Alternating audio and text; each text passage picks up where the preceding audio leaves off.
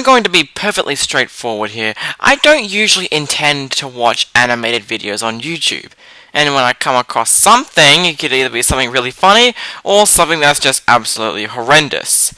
But one day, I was searching stick figures one day when I came across a series known as Dick Figures. And after watching a few episodes and then continuing to watch the rest of the seasons, I love Dick Figures. One of my favorite animated series of all time. So, we are not going to be taking a look at the series, but instead, we're going to be taking a look at the movie.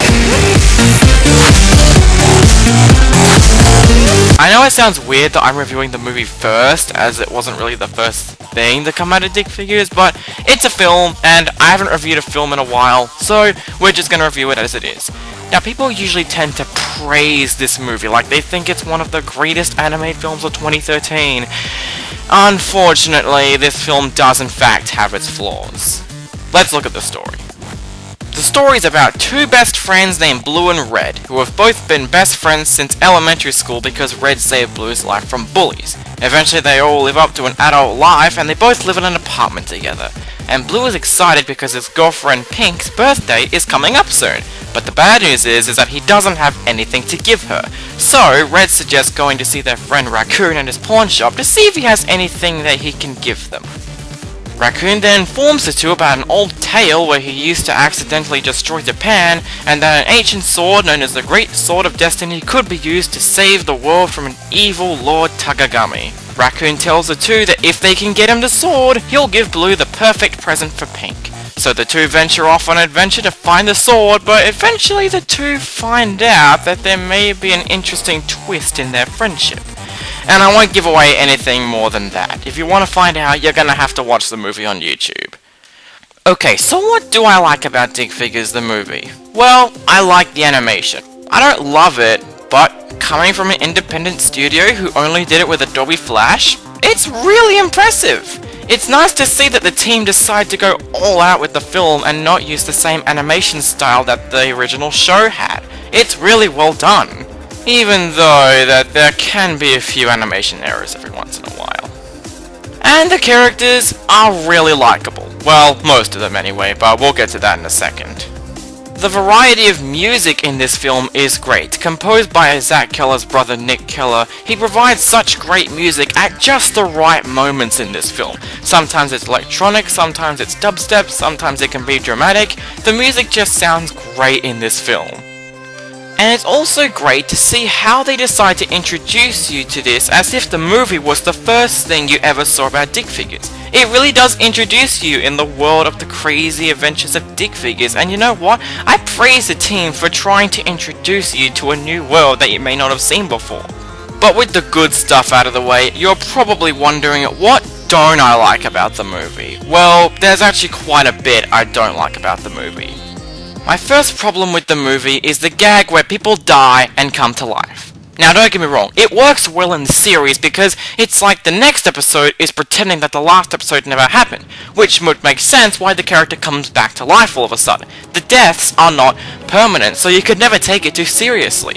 But if you're going to do it in a movie, it doesn't work enough. Because if a character dies and they suddenly come back to life, you probably would need a better explanation on why they suddenly come back to life. And no, magical powers will not solve that problem.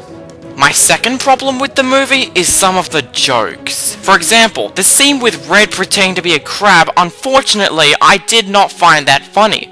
Maybe it's for people who's supposed to be more into violent humor or just all sorts of stupid humor, but this one felt so awkward and just not that funny. And my third problem with the movie, which may make people get angry at me for this, but I think Red is such a douchebag in this movie. Granted, Red is a great character in the series and gets a lot of great episodes, most of them anyway, but in the movie, he's just so unlikable.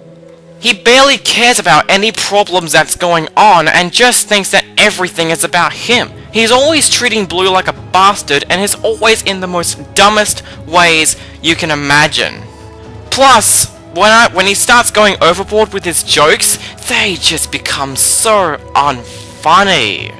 I love the rest of the characters in the movie, even the villain, but I'm sorry, I just thought Red was a horrible person in this movie. And my last mini flaw with the film, the montage at the end of the film is so cheap. I thought they could have done something better and not try to rip it off of something that I've seen before, but it just felt so cheap. But to make up for that, there's a lot of great action scenes in this film, like the Paris chase scene. This scene is fantastic. The pacing, the timing, the animation, it's done fantastically, and I love this scene. And then there's the ending on the top of the roof with Ocho Muerte. That fight scene was also pretty simple. I liked the way it was going. It was a nice way to lead into a last minute inclusion of who was going to happen. And the last battle on the top of the roof, that was also pretty good. Had some funny messages, had some pretty good action scenes, and it was nice to see the two friends finally becoming true friends again. So overall, does Stick Figures the movie hold up? Well, not 100%, because unlike a lot of people, I did find a lot of flaws.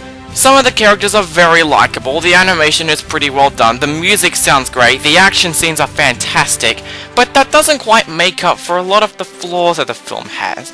Like Red being an unlikable douchebag, a very cheap moment, some real unfunny moments, and the running gag of everyone coming back to life with no explanation is kind of confusing for a film.